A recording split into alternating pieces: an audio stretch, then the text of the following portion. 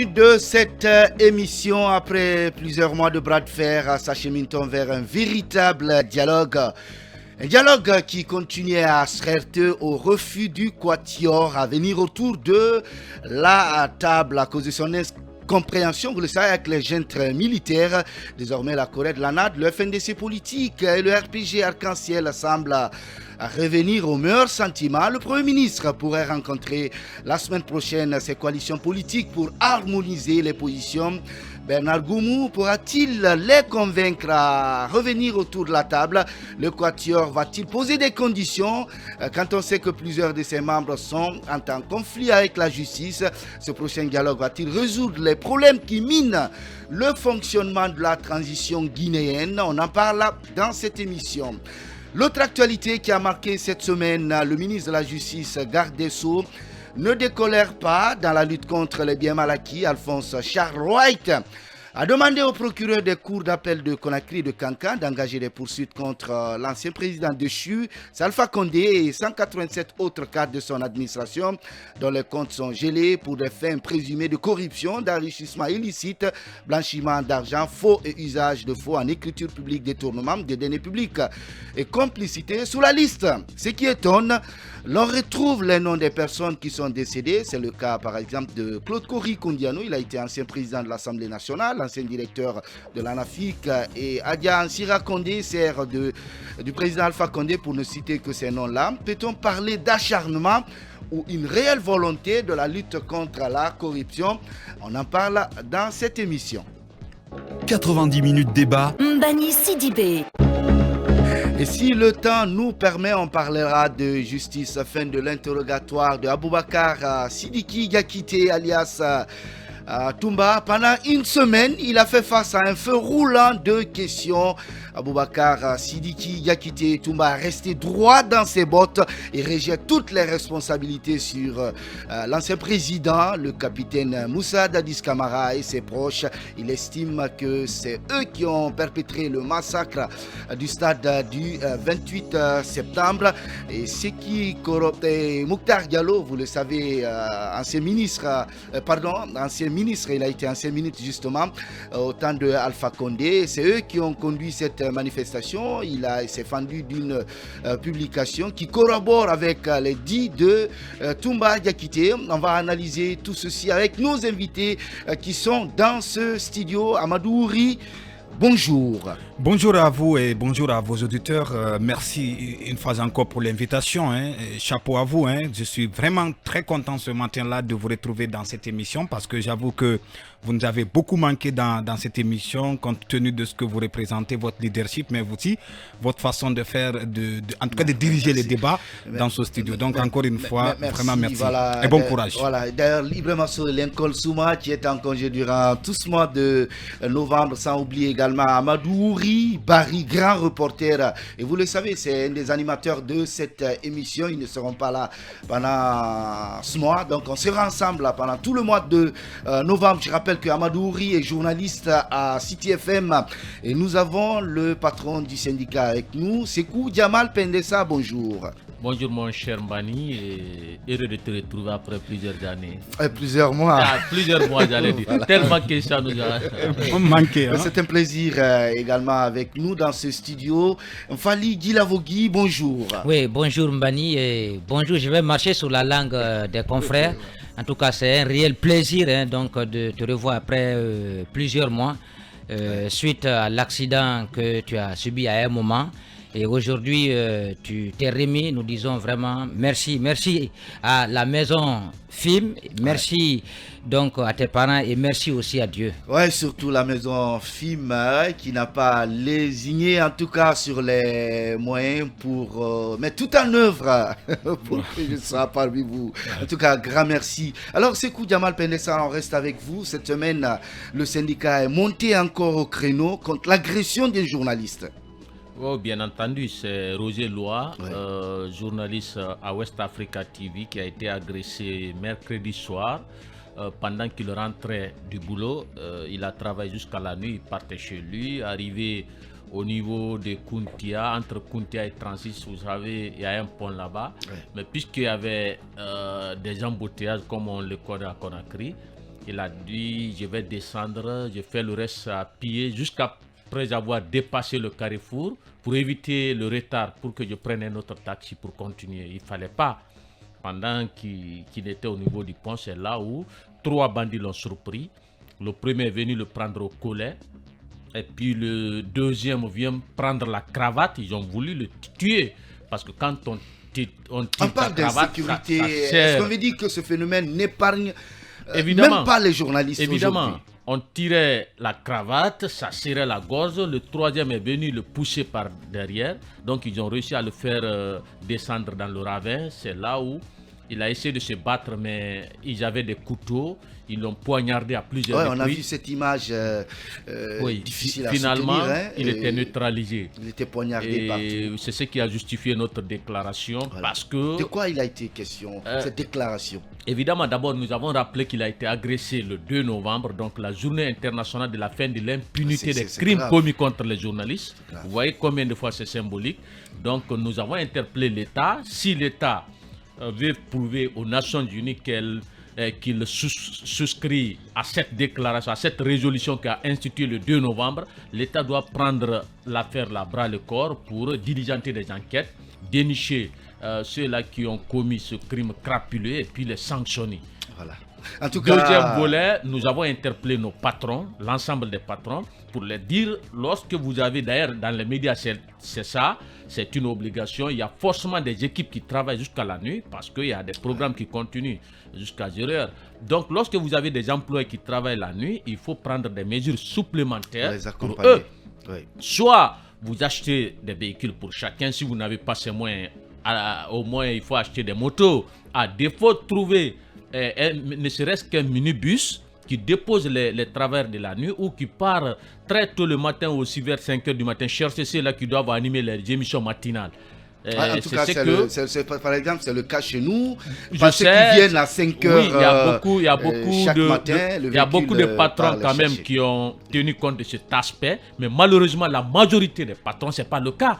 C'est ce qui est évident. Dommage. Donc je pense qu'il faut qu'on fasse tout pour mettre les journalistes en sécurité, puisque En tout cas, nous représentons quelque toutes chose nos pensées d'essentiel. à Roger Lois, journaliste qui est convalescent aujourd'hui. Vous avez la possibilité, auditeurs, vous nous écoutez sur la 95.3, de réagir sur notre plateforme, le www.fimfmguinée.com.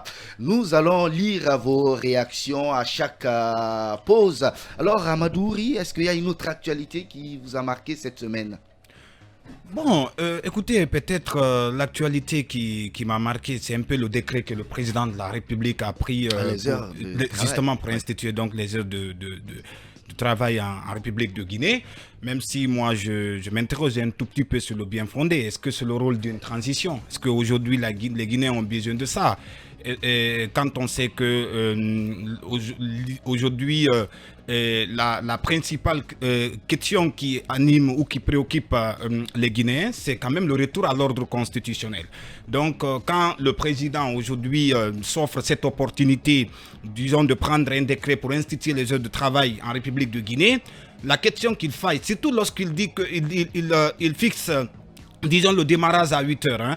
Moi, la question que je me pose pour les travailleurs qui sont au sein de l'administration publique, bien entendu, moi, la question que je me pose est quelles sont les mesures d'accompagnement qui viennent derrière? Parce que quand vous regardez un peu le cas de certains travailleurs qui logent notamment à Koya ou à Dibrika, qui travaillent à Kaloum, vous imaginez un peu les bouchons, les embouteillages. Comment se fait-il que les gens là peuvent comment se fait-il que ces travailleurs-là arrivent à 8 heures à Kaloum? C'est pratiquement impossible. Je pense qu'à un certain moment, il faudrait quand même qu'il y ait une certaine lisibilité, une certaine visibilité dans la démarche des uns et des autres. Mais quand, n'est-ce pas, j'ai vu un tout petit peu la mesure, je me suis posé beaucoup de questions, sachant derrière qu'on est dans un pays où il n'y a pas assez de routes. Vous comprenez, aujourd'hui, il suffit juste de sortir, n'est-ce pas, le matin pour comprendre un peu cette situation. Donc, je pense que le président a pris, n'est-ce pas, ce décret juste pour faire passer une image. C'est une opération de communication, un coup de com', si je peux appeler ça comme ça, pour justement peut-être convaincre, n'est-ce pas, une partie ou certaines personnes. Sinon, moi, je pense que derrière, il ne pouvait pas, n'est-ce pas, aller jusqu'à instituer, dire que bon, le travail va démarrer à 8 heures au sein de l'administration publique, connaissant toutes les difficultés, n'est-ce pas, qui sont derrière. Donc, alors, justement, on va actualité. rester sur cette question parce que la question est très importante.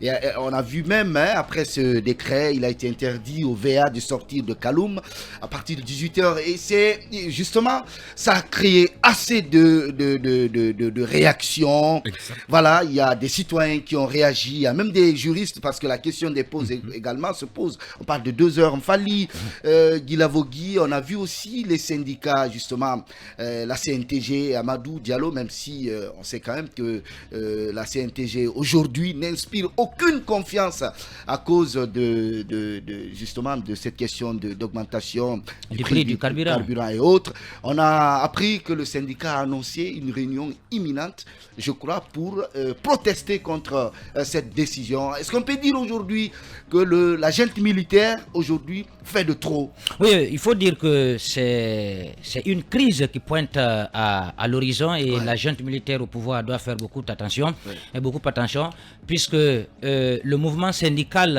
à travers un communiqué, a Vous avez confiance en ces syndicats-là, Mfali? Non, mais je pense que ce n'est pas une seule frange syndicale, c'est tout le mouvement. Tout est chapeauté syndical par la CNTG. Oui, qu'à cela nous tienne, même s'ils ne sont pas parvenus à faire fléchir le CNRD sur l'augmentation du prix du carburant, mais qu'à cela ne tienne, je pense que si la décision qui est prise par le pouvoir ne respecte pas les textes de loi de l'Organisation internationale du travail, ils sont dans leur devoir de taper du poing sur la table, et ce qu'ils ont fait à travers un communiqué, ils ont dénoncé la façon dont la junte militaire au pouvoir s'est retrouvée seule, donc pour prendre la décision, alors qu'en la matière, selon le mouvement syndical, cela devrait être fait en connivence avec les partenaires sociaux, notamment le mouvement syndical, ce qui n'a pas été fait.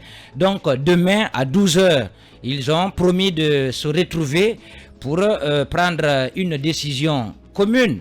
Donc ils parlent de violation, notamment de la convention 37 de l'Organisation internationale du travail, qui parle notamment de 8 heures de travail, de 8 heures de repos et autres. Voilà. Donc on va rester sur cette la junte question. militaire n'a pas respecté au pied de la lettre malheureusement, on sera là. Cette disposition. On sera obligé d'arrêter le temps pour nous de partir avec la première pause. Et n'oubliez pas de réagir sur notre plateforme, et à la reprise, on prendra peut-être 2 ou 3 minutes pour entendre également Sekou Diamal Penessa, qui est syndicat, et c'est sûr, il va prendre part à cette rencontre. On se retrouve tout à l'heure. Nous sommes ensemble jusqu'aux portes de midi. Si vous venez de nous rejoindre, l'émission c'est 90 minutes débat. Nous recevons dans cette émission les professionnels des médias qui analysent et commentent l'actualité. 3 sujets au menu, bras de fer entre le quatuor et la junte militaire s'achemine-t-on vers justement un dénouement. En tout cas, la semaine qui va suivre, le Premier ministre compte à rencontrer la CORED, l'ANAD, le FNDC politique et le RPG Arc-en-Ciel.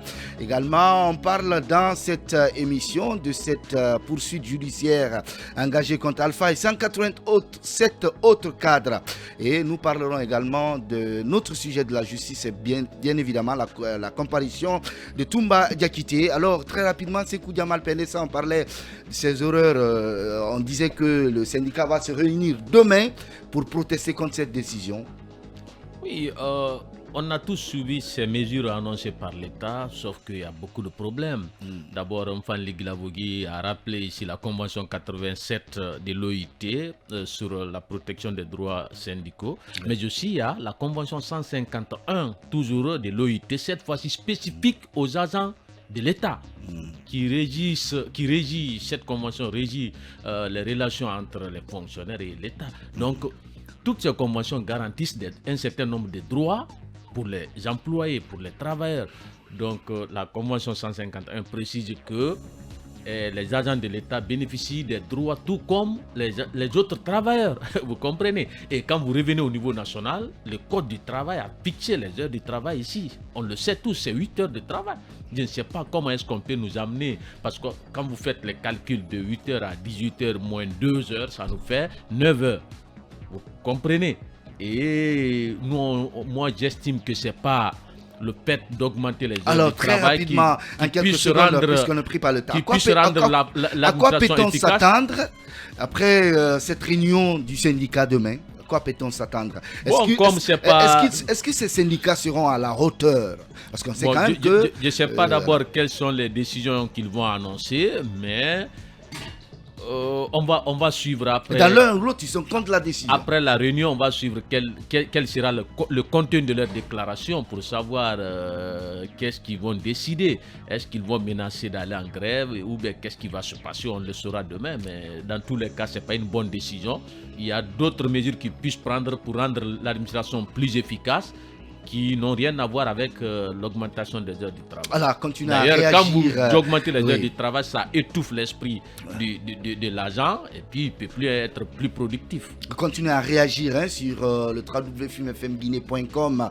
Nous allons lire quelques messages en direct dans cette émission.